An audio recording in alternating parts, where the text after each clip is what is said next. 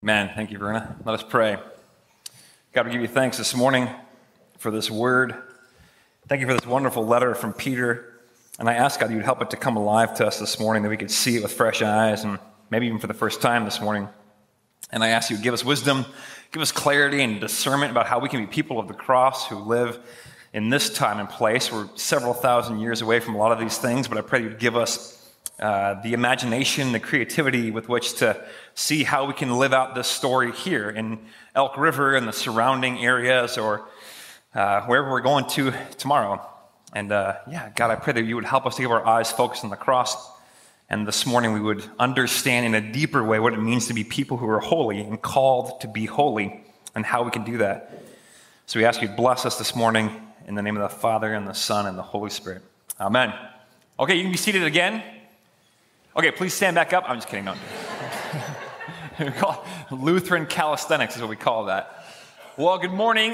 We are in the middle of our First Peter series. And, I was saying earlier this morning, First Peter is this wonderful book that really you could preach one sentence at a time. And we could be in First Peter for like almost a whole year, but we only have 4 weeks. So I'm just kind of giving you some themes. So week 1, the theme was being born again into a living hope. These are people, it was a letter written from Peter, who is this old, wise Peter now. He's not the young, brash fisherman who's flexing his muscles all the time. He's an old, retired fisherman who maybe still flexes his muscles on occasion, but the muscles might be a little saggier. And anyway, he's writing this letter, and it's to people, exiles, gentiles in Asia Minor, and they are living in a culture and a society that's sort of counter to the cross. They're like unfriendly to the cross and the gospel message, and they're under immense persecution and oppression, and they're trying to figure out, how do we live in this way? So Peter writes them to encourage them to not lose their hope. And he reminds them that you've been born again into a living hope. That was week 1. That was the theme of week 1. Week 2 was last week. How do we deal with suffering? Peter just sort of assumes that we're all going to suffer, and so how do you do it well? And that our suffering ultimately joins us in solidarity with Christ. That we suffer in many ways because we are Christ's followers, and so we're not immune, and neither is God. God is also not immune to our suffering. He dives right into this whole mess with us in Jesus on the cross. And then today, I want to talk about the holiness of God. My sermon title is called The Seventh Day, Bodily Discharges, and the Holiness of God. Yeah, you're welcome. This is a free one. And the holiness of God. Are you ready? In the beginning, in Genesis 1, God creates. He creates all kinds of things. He creates light. By the way, I drew my own slides again for you this morning, so you're welcome in advance. But just remember, I didn't study art in college. I studied theology, so they're wildly different, but I gave it a shot. I thought it'd be fun. So God, if you don't have any fun, I'm going to have fun, so whatever. You can join me or not. It's up to you. He created light. He also created the moon and the stars. Thank you. Thank you. This is way better than the first gathering. You guys are way more engaged. I like the approval I feel. I just feel so secure. Or not. God also created the sun. By the way, did someone just boo me? Oh my gosh. I was going to get heckled this morning. My goodness, you guys. I did show these to my 12-year-old daughter. I'm like, what do you think this is? Sun. Oh, okay, good. At least it's recognizable. The sun, God also then creates, in those first 6 days, trees. Now, it's either an owl living in there or a giant bullet went through that tree. I can't, as I drew, I'm like, that's a really big hole. But either way, a tree. I like that tree. It's a pretty tree. God also creates rivers and things like the duck-billed platypus. Yes, I was really proud of this one. The duck-billed platypus. Then God goes on to create things that are wonderfully brilliant, like naps. It's in the original Hebrew. Just don't Google it. Just trust me on this one. He also creates birthday parties. Just drink this one in for a minute. You got to notice all the things.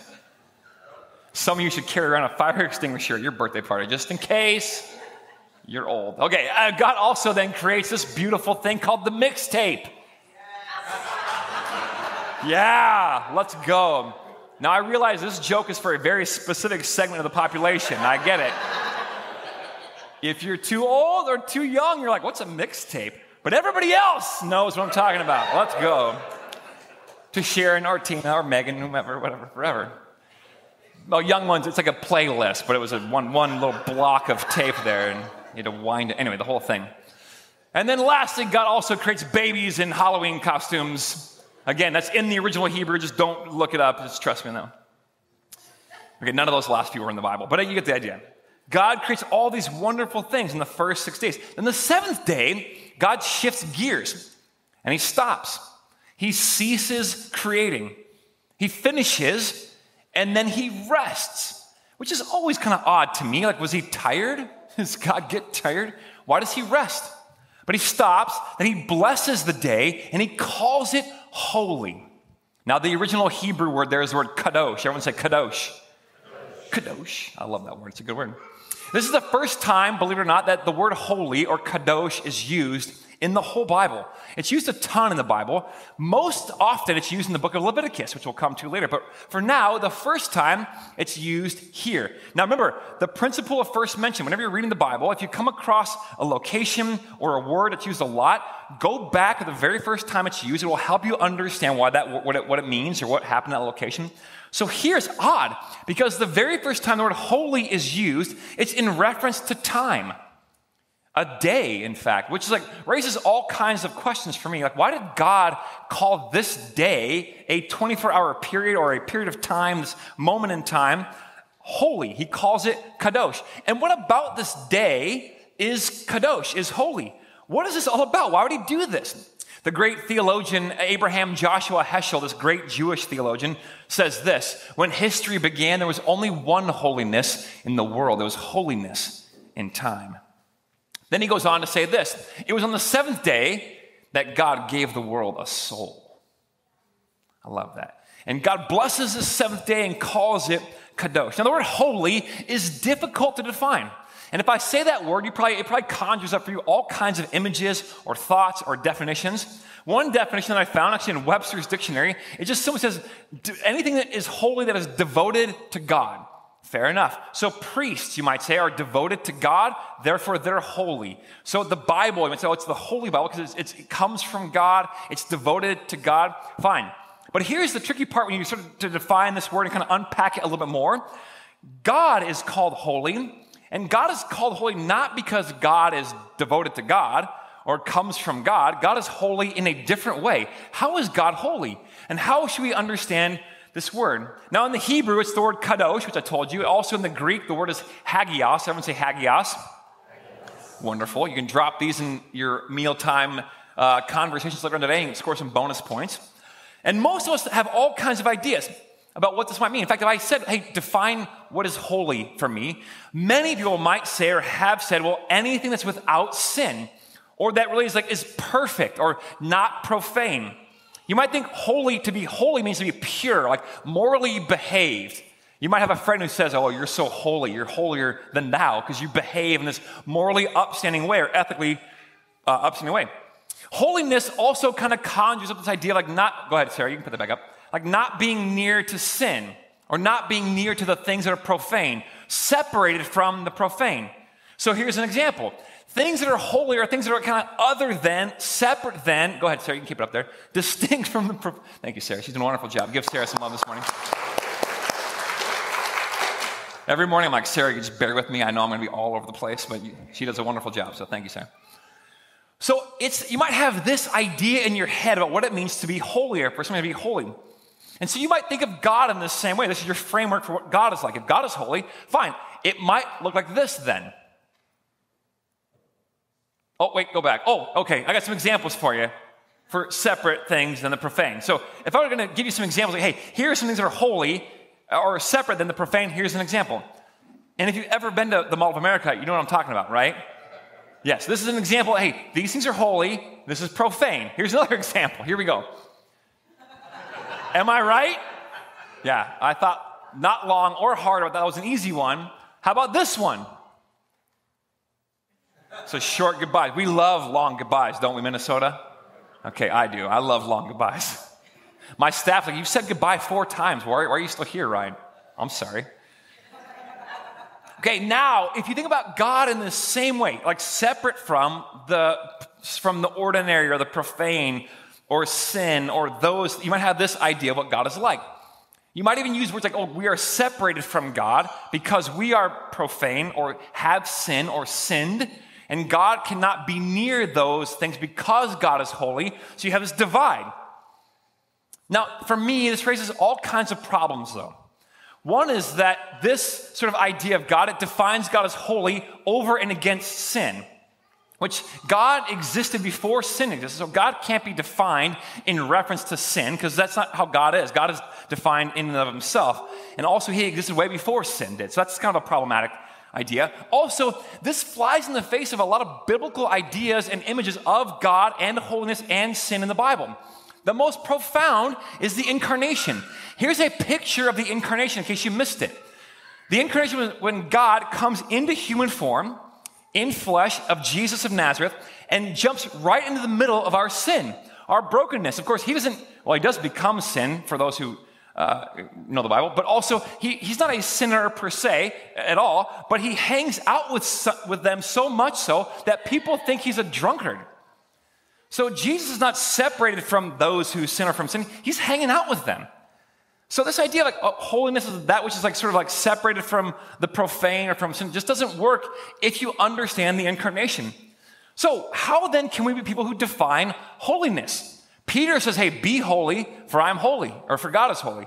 So how can we be people who are holy knowing that God is holy? How can we understand this? Well, I want to unpack a few other images or symbols or metaphors of holiness in the Bible, and maybe that'll help us round out our idea of holiness. Does that sound all right? Number one, going back to Genesis 1, the first 6 days are a certain way, and that last day, the seventh day, is unique. It's distinct. It's brazenly, unabashedly different. It's in a class all by itself, this seventh day. It looks different. It feels different. The whole thing is different. And it's not just because the first 6 days were full of sin and the last day had no sin, was sinless, right? Like your 6 college friends who would sleep in on Sunday mornings, and you're the only one who got up to go to church on Sunday mornings. Okay, nobody in here? Fair enough. It's got nothing to do with sin, in fact. It's that this day was unique, utterly, brazenly distinct. How? Well, those first 6 days, God was creating. He was doing. He was filling. And that last day, God ceases from working. He stops and he rests. That seventh day is about resting. It's about being. It's a slower pace. It's about celebrating the things that have been done and filled and just being present with them. It's about presence and enjoying the life that's been created. That seventh day is unique. It's distinct. It's slower. It's resting. It is holy. A friend of mine is a Jewish rabbi. He says it this way. He says, on the 6th day, work got the creation to very good, which is not bad. It's actually very good, the Bible tells us. But it was not holy. Holiness was a result of the creation coming into a state of rest. That's holiness. Of basking in the light of the presence of the one who created it. How many of you have ever just sat and rested and basked in the light of the one who created life? How many of you have a day a week where you do this? How about this? He goes on to write then, by doing, i.e. through your works, you and I cannot attain holiness. Can't do it. At best, we can get to very good. And we could hang out here for another half an hour. But I'm just going to tell you, your works, the things that you do, can at best get you to very good, which is not bad. That's fine. So pray and read your Bible and come to church and be kind to old ladies and old men and give and sponsor and help the poor. Those are all wonderful things. Do them. They're very good. But those things will not make you holy. Your behavior doesn't do anything to make you holy. They're actually they're distinct and different things. It's only by resting in the Lord that we can attain a state of holiness. Jesus says it this way, abide in me, and I will abide in you. That's it. Christ is in you. That's already been done. You are in Christ. Jesus did that on the cross. Then he says it's finished. So just abide in me. Rest. Relax. You ever see a plant trying hard, like a vine trying hard to stay connected to the main vine? No, they just abide, just rest. Somehow holiness has something to do with just resting and being connected to the vine. Remembering that you are already in Christ. Christ is in you. Christ did that. None of your actions, none of your works did anything to do with you, or it helped you get already where you are. Jesus did that. By the way, in Jewish theology, actually in Christian theology, they use this image of the seventh day of the Sabbath. It's later called the Sabbath, not until Exodus, but the seventh day is a picture and an image of the age to come. They call this, the fancy word is eschatology. It's the study of all things to come, the age to come. When God will restore all things, make all things new, and the resurrection will happen for everybody else, not just Jesus, but there'll be this great resurrection, the day we all look forward to. And when he does that, the Jews and Christians will look forward to that day, and they celebrate it on the Sabbath, on the seventh day. Like when you have Sabbath rest, they remember and celebrate and anticipate the age to come. So already this idea of holiness has something to do with God restoring things, proper order and time, new things, resting, sort of just being aware and awake to the presence of God already in your life, celebrating. I like the word shalom. Shalom is this great Hebrew word, which means like wholeness and completeness in community and being connected to each other and to God and the land. This is what holiness sort of has something to do with anyway. And Peter writes a letter to the exiles who are over in Asia Minor, and they're struggling, they're suffering under immense persecution. And he tells them, hey, be holy, because God is holy. Now, as you heard Varuna read, Peter's quoting the book of Leviticus, my favorite book, and of course yours as well, I'm sure, Leviticus, wonderful book in the Hebrew Bible. And he's quoting from the book of Leviticus. And of course he would do that because Peter uses a bunch of Old Testament Hebrew images and pictures to connect the audience to the Abraham and Sarah story. And helping them say, hey, you are now also the people of God, and you belong to the family of Abraham and Sarah. This is your story, so pay attention. And it's the same for you and I as well, who follow Jesus, he would say. So he quotes Leviticus, which is actually a great strategy. I always think, when in doubt, just quote Leviticus. If you're ever in a debate or at a party and having it's just cocktail conversation, just drop in, hey, never boil a goat in its mother's milk. I said what I said. Just walk off and see what happens. I love quoting Leviticus in random times and places. It's great. And remember, hey, Leviticus is a beautiful book about rituals and rituals of holiness. Remember, holy is used more times in Leviticus than any other book in the Bible. This whole book is about holiness and being whole and holy and clean before God to present your worship before God. Kind of the overall view of this. And Leviticus is a book about rituals. Rituals are, of course, a concrete example of an ideal truth. So when you watch rituals, they're like a theater. They're acting out or putting on display or embodying a deep theological truth. So when you read Leviticus, you're like, maybe a little bit like that. But understand, when you read it, there's all these details about how to behave with God. It's like an actual acting out theater of these deeper truths. And many of them regard or relate to holiness. And they tell us deep things about God and humanity and life in community, what holiness actually looks like. So if you want to know what holiness looks like, go to Leviticus. And it has everything to do with being pure and clean. But remember the context of Leviticus. Remember our last series, story, context, and symbol? So what's the context? Peter's quoting Leviticus, we know that. And then the part of Leviticus he's quoting comes from Leviticus chapter 11. Now, I want you to see this. So turn to Leviticus 11. I think it's on page 85. They told me this morning. I have a different Bible. This is where Peter's quoting. And I think it will help us understand holiness in a different, unique, maybe way. So far, holiness has something to do with uniqueness, distinction, being in a class all by itself. It has something to do with resting and abiding, celebrating, being present with God and with the creation. Now, here's Leviticus 11. Go to verse 44, actually go to 45. So it says, I am the Lord your God. This is God talking to a people who are going to worship him and be with him and dwell with him, and he's going to dwell with them. And he's teaching them how to be holy. And he gives them all these rituals that are holiness rituals. He says, I am the Lord your God, who brought you up out of Egypt to be your God. Therefore, be holy because I am holy. And I was like, at first glance, like, why would he say that? He just sort of drops that in like this humble brag. Like, be holy, for I'm holy. By the way, I'm the one who set you free out of Egypt. You're welcome very much. You're welcome. Like, why would he do that? He sort of drops us in. But notice what he's doing. He's contextualizing holiness within the liberation story of the people of Israel.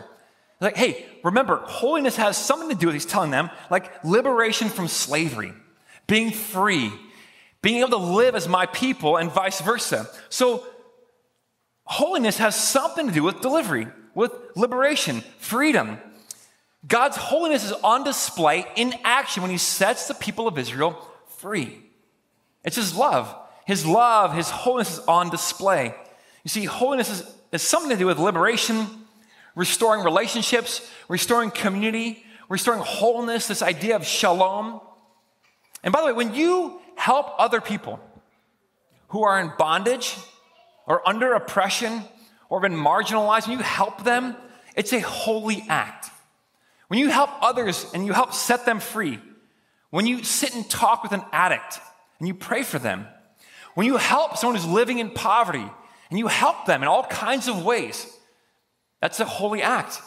When you help anybody who's been enslaved in any kind of way, it's a holy act. One of the reasons why many of you are so passionate about speaking up on behalf of unborn children is because you're engaging in this holy act of helping those who can't speak up for themselves. And we do it at every age level.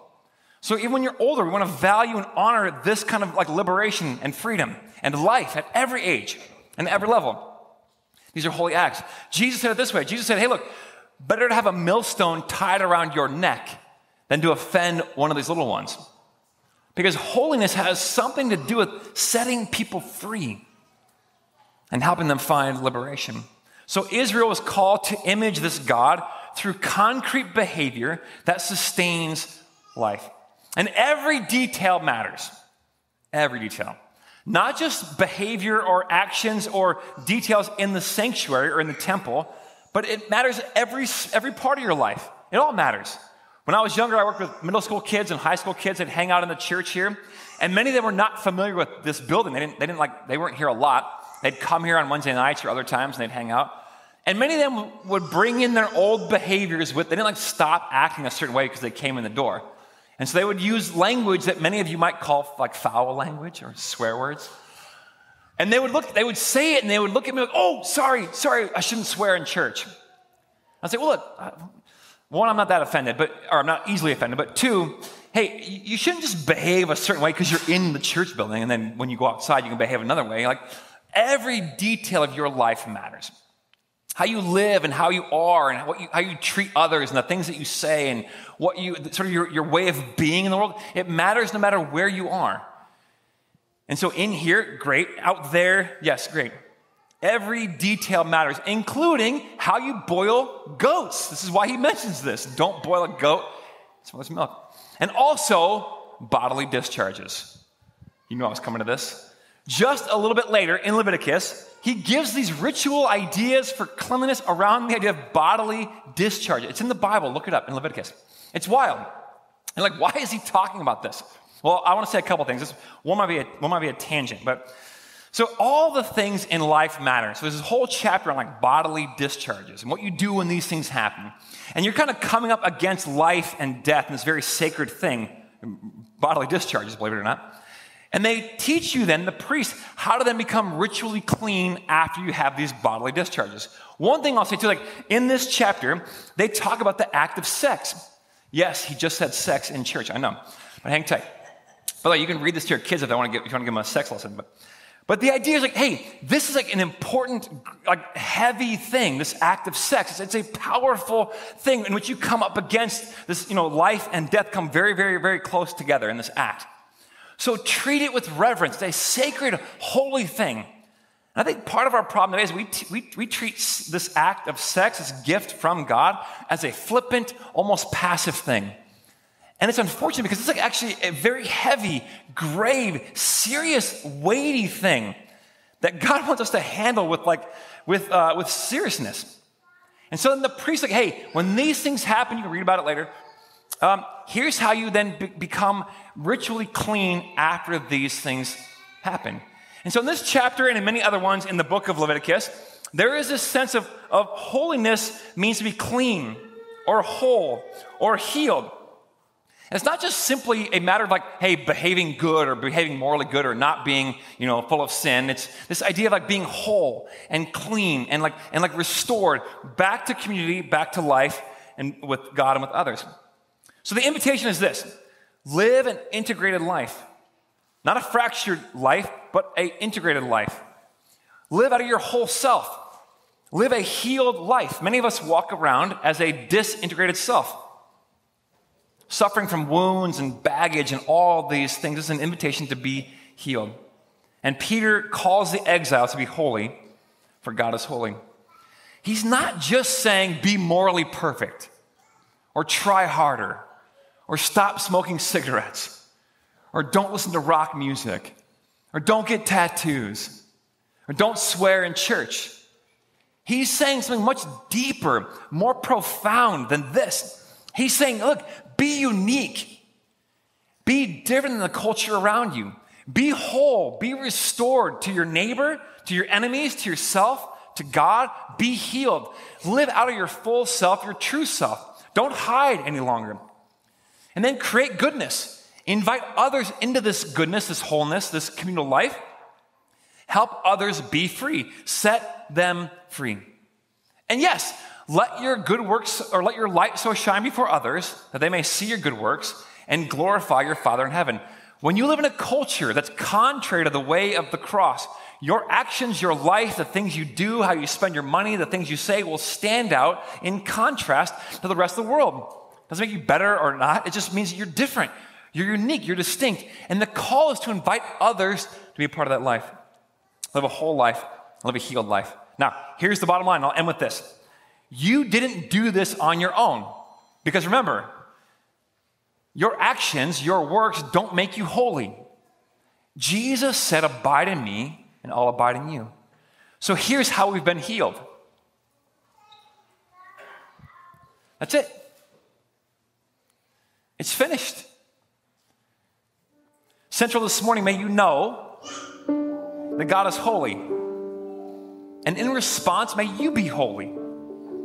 And by that, I don't mean try harder and gird up your loins and pull yourself up by your bootstraps and try to have good thoughts and stop being depressed and to quit drinking. I don't mean that. I mean, be whole. Receive the invitation to be healed. This morning, maybe you need to just allow the Spirit to come and heal you. And your wrong thoughts about God or yourself or the world or your enemy, allow God to come and heal you, that you can be clean and whole and restored. Some of you this morning just need to hear the invitation, hey, just rest. Abide in me, and I'll abide in you. You don't have to keep doing things. You're already good enough. I already love you. Relax. Receive this gift. It's free. It's finished. And this morning, may we look forward to the great day of the resurrection, when God will make all things new and resurrect all things and restore and redeem all things, including you and me and those who've gone before us, and put the world back to rights and make it whole, and the whole thing becomes this holy thing. And in the meantime, may you be holy, for God is holy.